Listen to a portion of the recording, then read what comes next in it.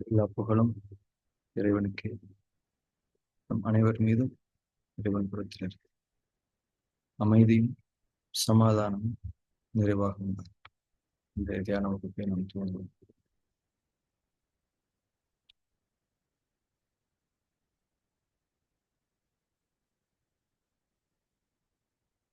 ஒரு ஊர்ல ஒருத்தர் இருந்தாரு. அவர் ஒரு நாள் ஒரு தோட்டத்து பக்கமா போயிட்டு இருந்தாரு. ஒரு தோட்டத்துல பூசணிக்காய் இருந்துச்சு, முளைச்சிருந்துச்சு. அவருக்கு பூசணிக்காய்னா ரொம்ப பிடிக்கும். அழகா அந்த தோட்டத்துல இருந்து அந்த பூசணிக்காய பிடுங்கிட்டு வந்துட்டார். அது அவர் தோட்டம் கிடையாது, வேற யாரோ ஒரு தோட்டம். இதை கண்டுபிடிச்சிட்டாங்க. கண்டுபிடிச்சிட்டு, ஏங்க, பெரிய மனுஷனா இருக்கீங்க, இப்படி பூசணிக்காயை போய் திருடிட்டு வரலாமா, என்னங்க இது அப்படின்னு சொல்லிட்டு பூசணிக்காய் திருடன்னு அவருக்கு பேர் வச்சுட்டாங்க. அன்னையில இருந்து அந்த பேர் அப்படியே நிலைச்சு போச்சு. இப்ப அந்த அந்த வீட்டுக்கு எப்படிங்க போனோம்? இந்த பூசணிக்காய் திருடர் வீடு எங்க இருக்குன்னு கேளுங்க. அந்த வீட்டுல இருந்து 3வது வீடு தான் நீங்க போற வீடு. பூசணிக்காய் திருட வந்துட்டான்ப்பா, பூசணிக்காய் திருடுற பொண்டாட்டியா நீ, மகனா நீ, இந்த மாதிரி பூசணிக்காய் திருடன்றது வந்து அப்படியே பரவி பரவி பரவி பரவி பரம்பரை பரம்பரையா வந்துருச்சு. அந்த பரம்பரையில ஒரு 4வது ஆளு நம்ம ஆளு. இவனுக்கு ரொம்ப ஃபீலிங். நம்ம தாத்தாவுக்கு தாத்தா திருடின பூசணிக்காயினால நம்மளுக்கும் இந்த பேரு தொடருது. என்ன இது அநியாயமா இருக்குது அப்படின்னு சொல்லிட்டு அந்த ஊருக்கு ஒரு குரு வந்திருக்கிறாரு. அந்த குரு கிட்ட போய் கேட்டிருக்காரு, இந்த மாதிரி ஆயிடுச்சுங்க, நான் என்ன தப்பு பண்ணேன்? பூசணிக்காய் திருடணும்னு கொள்ளு பேரன் அப்படின்னு என்னை சொல்றாங்க.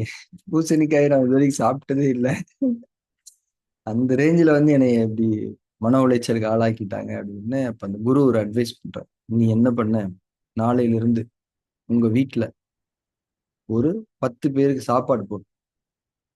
வாரமானா வெள்ளிக்கிழமையோ ஞாயிற்றுக்கிழமையோ 10 பேருக்கு சாப்பாடு போடு. அதை நீ பழகிட்டு வா.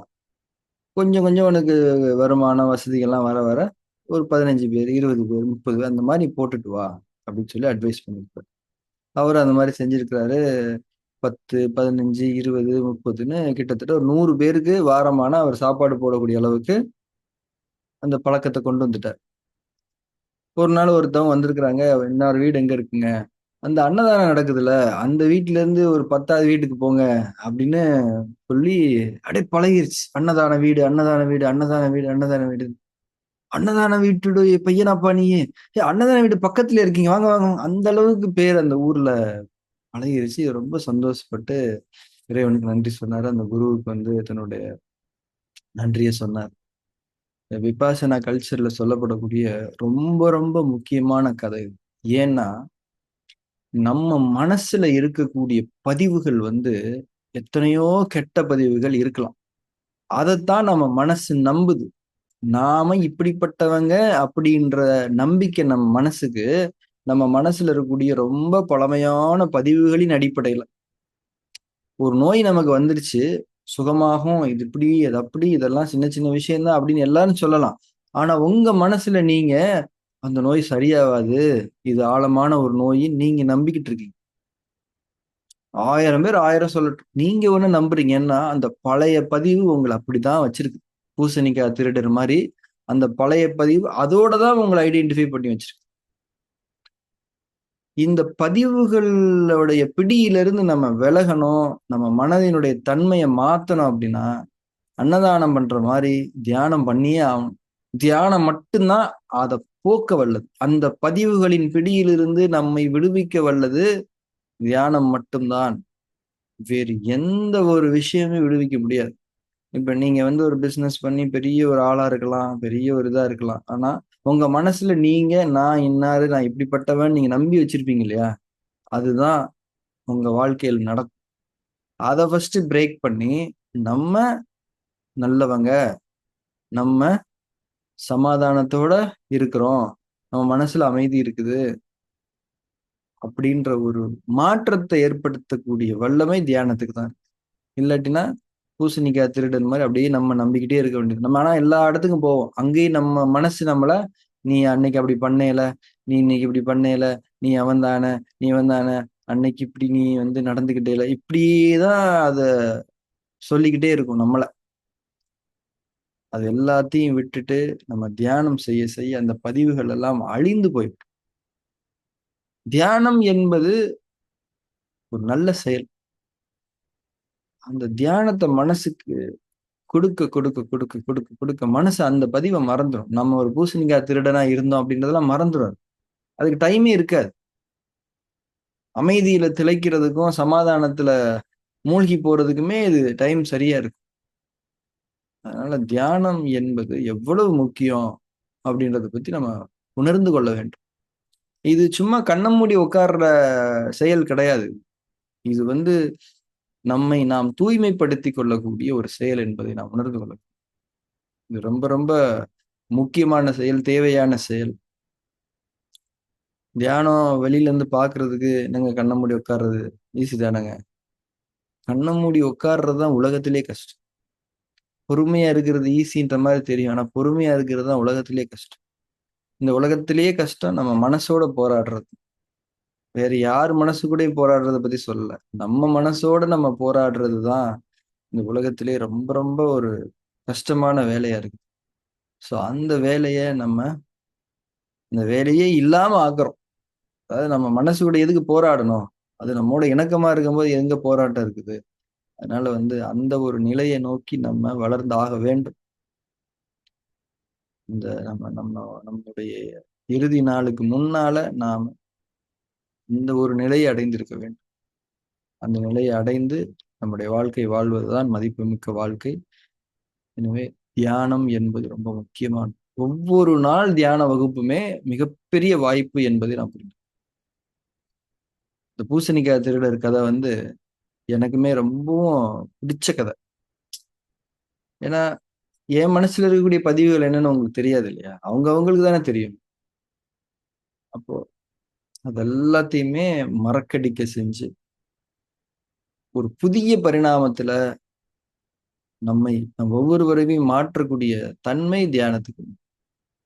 இந்த ஒரு புரிதலோடு இன்றைய தியான செயல்முறையை நாம் தொடங்கலாம். இன்னைக்கு நம்ம ஒரு குறிப்பிட்ட நேரம் வரைக்கும் ஆனாபான தியானம் செய்ய போறோம். அதுக்கப்புறம் நம்ம ஃபார்ம் 3 செய்யணும். நம்ம அனைவரும் தியானத்துக்கு தயாராகலாம். இறைவழி தியானத்தினுடைய முதல் 3 படிகளை நாம் அடைந்து கொள்வோம். கண்களை மூடியிருத்தல், சுகமான ஒரு இருக்கை நிலையில் அமர்ந்து கொள்ளுங்கள். புற சூழலில் இருந்து அகசூழலுக்குள் திரும்பிவிட்டோம் என்ற அந்த உணர்வில் கண்களை மூடியிருத்தலை கவனித்து நிலைத்திருத்தல்.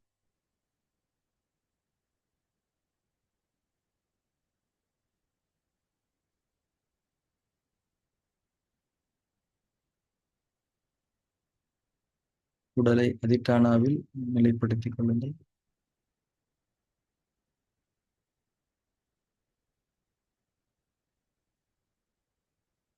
இறுக்கங்கள் ஏதும் இல்லாத முற்றிலும் தளர்வான அசைவற்ற நிலையில் உடலை நிலைப்படுத்திக் கொள்ளுங்கள். அதனை உணர்ந்து கொள்ளுங்கள். உடல் முழுக்க கவனித்து நான் அதிட்டானாவில் இருக்கின்றேன் என்ற அந்த உணர்வை மேற்கொள்ளும்.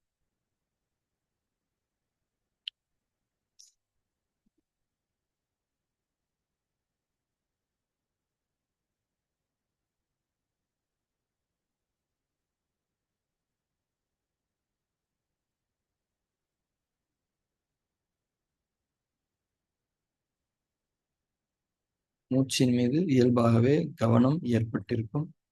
அதை அப்படியே தொடருங்கள். இயல்பான மூச்சோட்டம், இயல்பான துர்கம்.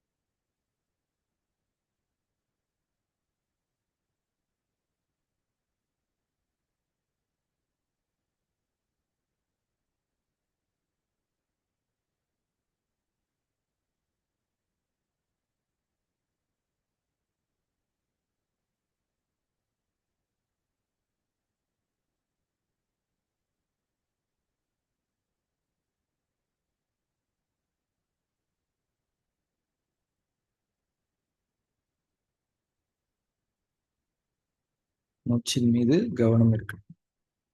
ஒவ்வொரு உள்மூச்சும் வெளிமூச்சும் நிகழ்ந்து கொண்டிருக்கிறது. அந்த மூச்சோட்டத்தின் மீது நம்முடைய கவனம் நிலைத்திருக்கு. உள்மூச்சையும் வெளிமூச்சையும் இயல்பாக கவனித்து வர வேண்டும்.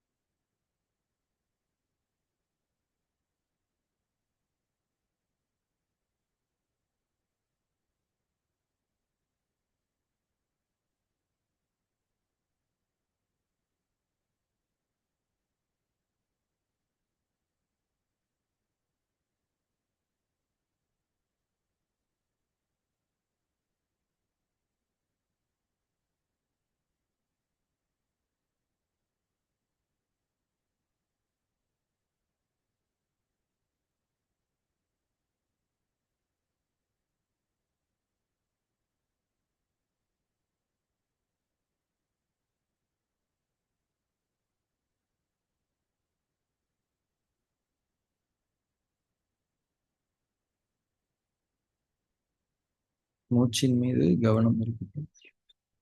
ஒவ்வொரு மூச்சின் மீதும் கவனம் இருக்கட்டும்.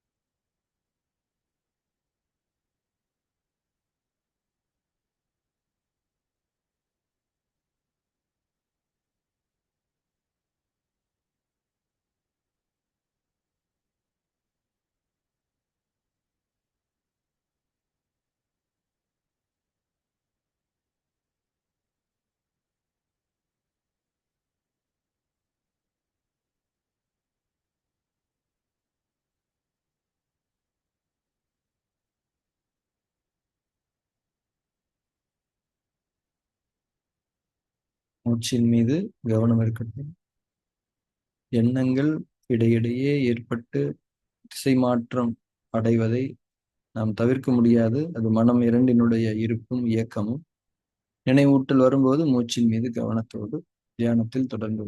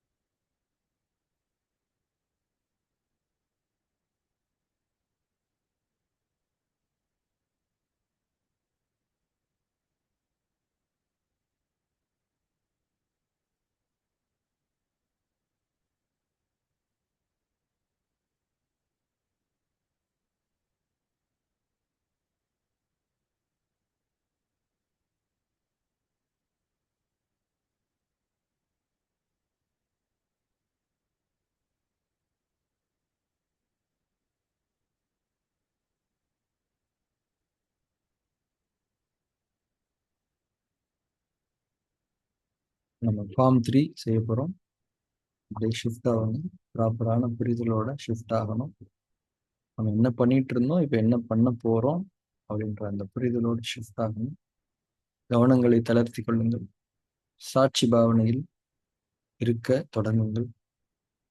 உங்கள் உடலிலும் மனதிலும் எந்த ஒரு நிகழ்வும் தூண்டலும் மாற்றமும் நிகழ்ந்தாலும் அது குறித்து எந்த திருப்தி உணர்வும் அதிருப்தி உணர்ச்சியும் இல்லாமல் ஒரு பார்வையாளராக, அதற்கும் எனக்கும் எந்த சம்பந்தமும் இல்லை, அது நிகழ்கிறது, நான் பார்க்கின்றேன் என்ற அந்த தன்மையில் தியானிக்க தொடங்கும். சாட்சி பாவனை உணர்ந்து தியானம் செய்ய தொடங்கும்.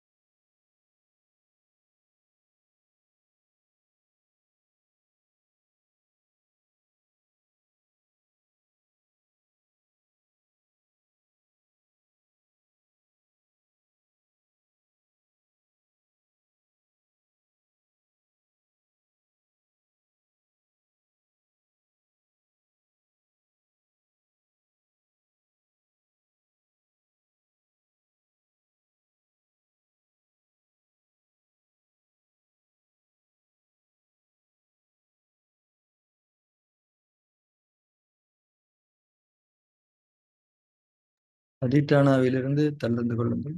தியானத்தில் தொடர்ந்திருங்கள்.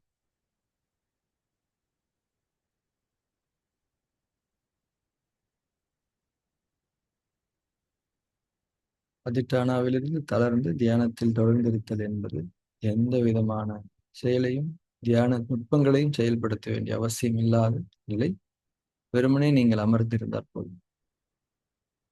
நாம் என்ன செய்தோம், நமக்கு என்ன மாதிரியான அனுபவங்கள் ஏற்பட்டது என்பதை வேண்டுமானால் நீங்கள் சிந்தித்துக் கொள்ளலாம், நினைவூட்டிக் கொள்ளலாம்.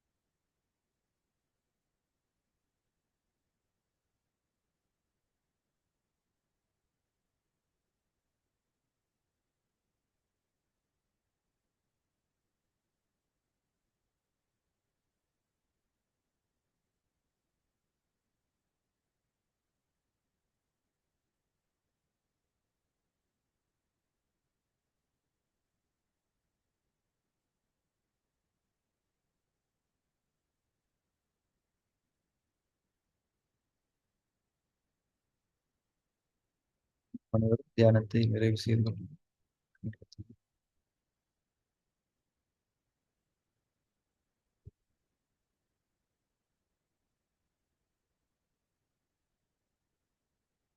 தியானம் செய்ய செய்ய நமக்குள்ள ஒரு அமைதி, பொறுமை ஏற்படும்னா நம்ம பார்த்தோம். அதை தாண்டி நம்முடைய தனித்தன்மை வெளிப்படும். நாம எந்த அடிப்படையில நம்ம படைக்கப்பட்டிருக்கோமோ அந்த தன்மையில நம்மளை உணர ஆரம்பிக்கும். முக்கியமா என்னன்னா, நம்முடைய உடல் சார்ந்த விஷயங்கள் எல்லாமே நம்முடைய பதிவுகள்ல இருந்து போயிடும். ஃபர்ஸ்ட் ஆஃப் ஆல் நமக்கு நம்ம எத்தனை வயசா இருந்தாலும் அத்தனை வயசை நம்ம உணர மாட்டோம். ஏன்னா மனசு அப்படின்ற ஒரு தன்மைக்கோ உணர்வுக்கோ வயசோ காலமோ கிடையாது. ஆனா ஃபர்ஸ்ட் நம்ம சின்ன பையனா இருக்கோமோ, ஏஜ்டா இருக்கோமோ, அதை ஃபர்ஸ்ட் நம்ம மறந்துடுவோம். நம்ம ஏன்னா நம்ம கவனம் எல்லாமே நம்ம மனம் என்ற தன்மையில் இருக்கிறதுனால உடல் மீது நம்மளுடைய கவனம் இருக்கு. உடலுக்கு தானே வயசு, பிறந்த நாள் எல்லாமே. ஸோ மனசுங்கும்போது அது காலத்தை கடந்த உணர்வு நிலையில் இருப்பது. ஸோ அதனால பிசிக்கல் ஆஸ்பெக்ட்ஸ் எதுவுமே நம்மளுடைய ஃபோக்கஸ்ல இருக்காது. அது ஆட்டோமேட்டிக்கா நல்லா தான் நடக்கும். அதாவது ஆட்டோமேட்டிக்கா நம்ம நல்லா தான் ட்ரெஸ் பண்ணுவோம். நம்ம உடம்ப நல்லபடியா பார்த்துப்போம். அதுக்குன்னு ஒரு ஃபோக்கஸ்டு கேர் நம்ம கொடுக்க மாட்டோம். அதை சரியான தன்மையில் பராமரிப்பது என்பது நம்முடைய இயல்பாக மாறிடும். இப்ப மனசு என்ன உணர்வு இருக்கு, என்ன எண்ணம் இருக்கு, என்ன விருப்பம் இருக்குது, என்ன அழுகுகள் இருக்குது, இதுலயே தான் மனசு இருக்கும். இந்த லைஃப் தான் மனித வாழ்வு என்பது தியான வழிமுறைகள் சொல்லப்படக்கூடிய ஒரு ஆழமான கருத்து. நாளைய தியான வகுப்பில் நாம் சந்திக்கலாம். Thank you very much.